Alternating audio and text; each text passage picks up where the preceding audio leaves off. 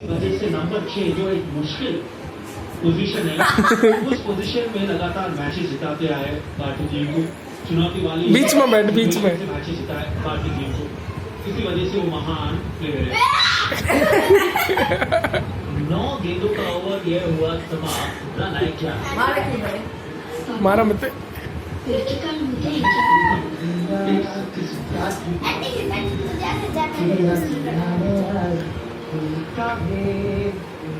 बैठ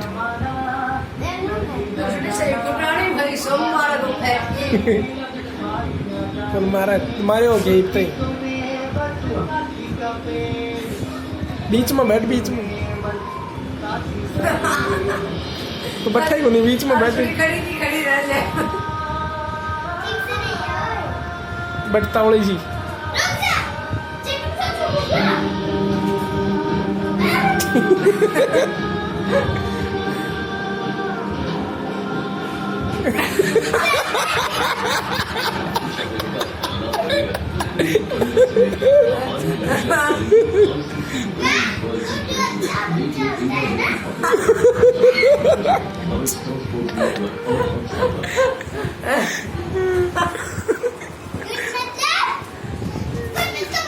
चल बैठ के दिखा देता ना एक चॉकलेट, एक चॉकलेट मिलेगी जा।